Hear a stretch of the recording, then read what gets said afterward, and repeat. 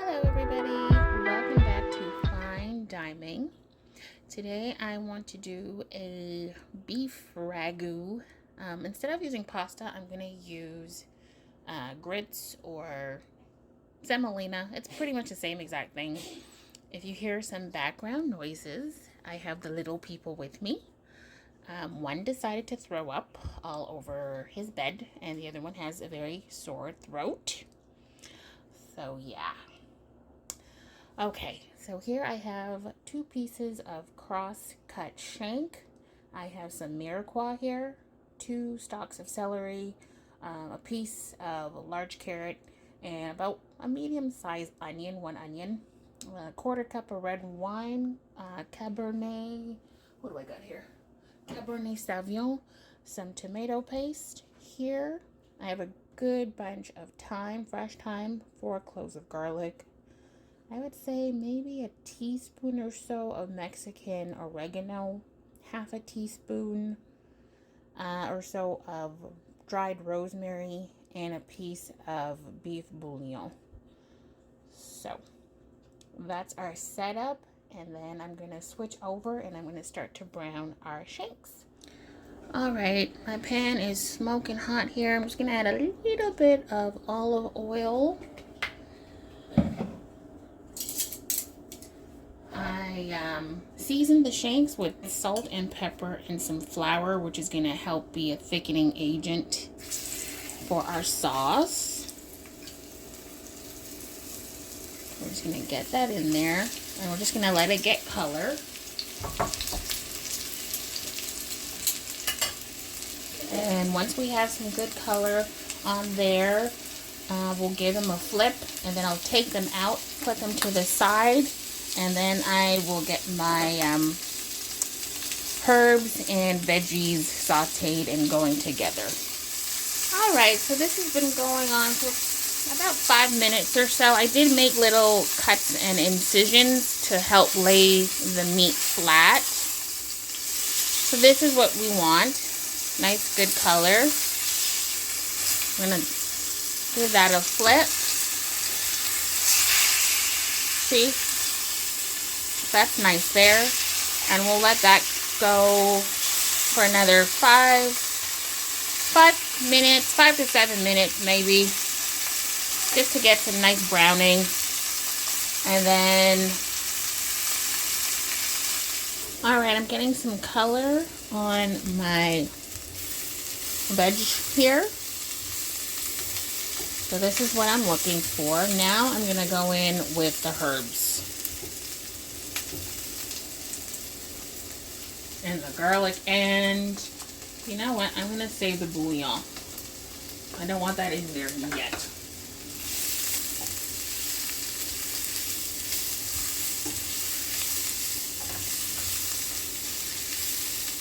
I'm going to keep an eye on my garlic here. I don't want that to burn.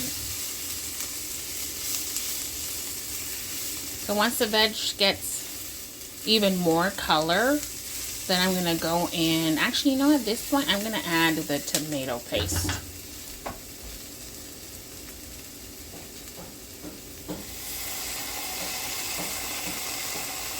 I'd say that's about a tablespoon. Now I'm going to mix that all together. I added a teaspoon more of the tomato paste. So now I'm going to let that just cook out a little bit with the veggies and the herbs. I like the color. I like how it's looking. Now I'm going to go in with my wine.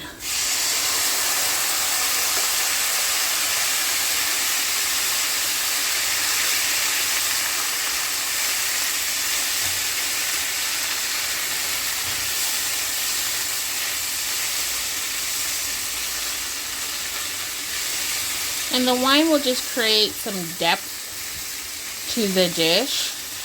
So I don't need a whole lot. I could even add a touch more, but I'll just leave it like that. So now I'm going to place our meat back in. Oh yeah, these are looking good.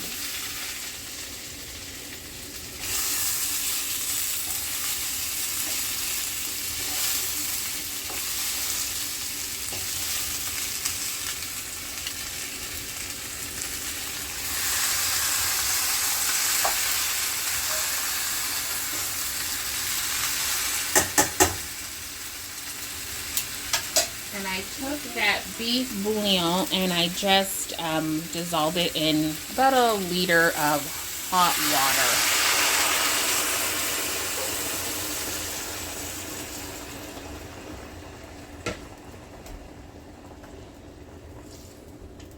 I got that kind of time. So we're just gonna let this braise until the meat's tender. So I'm gonna let this go for about an hour, and then we'll come back and see how it's doing. It's been an hour now, and the meat is not done yet. See that? So we're gonna let this go for another hour. I'm gonna top it up with more water. All right, we are entering the second hour.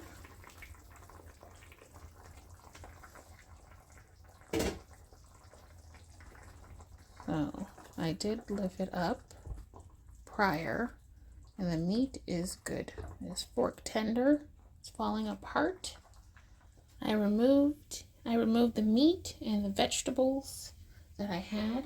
Now I'm just gonna go in with a little slurry here of cornstarch and a little bit of water, probably like a teaspoon or so. I'm gonna add that in there to help thicken.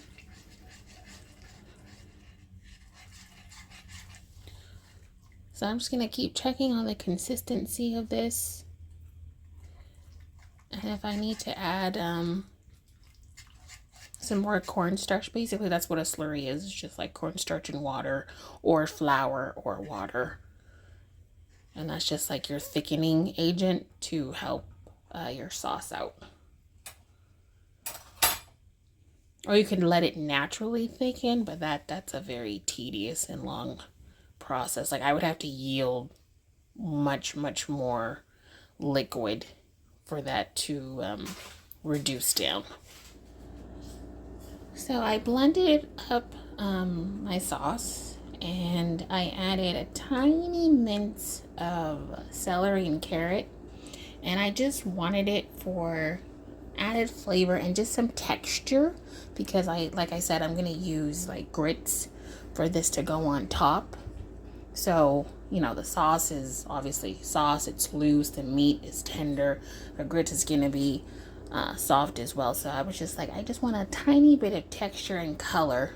So I added that to the sauce, and I'm just going to let this go and continue to thicken. So blending it helped. It's still a little loose for my liking. So I'm going to cover it up and give it maybe another 10-15 minutes, see how it's doing in taste, and then I'll add my meat. All right, the sauce has reduced down to a good consistency. Oops. I'm going to turn down our heat, turn it off. And this is what we're looking for. So it's nice and shiny. It's thickened up. This is great. This is great. Now I'm going to make some polenta, and I'll show you how I'm going to do mine. All right, now I'm going to make some polenta. This is fine dining. So I have here some instant grit packages that I'm going to use. 3 of them. This is how much it's yielding, about 2 cups. About a cup and a half. So I have about 2 cups of water or so. It says it should be boiling. I used some hot water there. And what I'm gonna do is go in with some heavy whipping cream because I want mine to be rich. I want my polenta to be nice and rich. The grits I've tried before. I've just had it on hand. I don't really eat them as often, but they are pretty good and they're quite buttery as they state. So I don't really need to go in and add in any additional salt. But I do have some Parmesan Reggiano I'm going to use. And it does have like a teeny tiny slight bitter taste. Nothing offensive. So I'm just going to go in with like just a tiny bit of sugar. And this you can see here. And I'm just going to, like, that's it.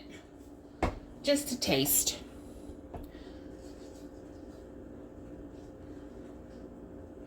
So this is looking pretty good. I can start to see some steam coming up. So I'm going to add in the grits right now.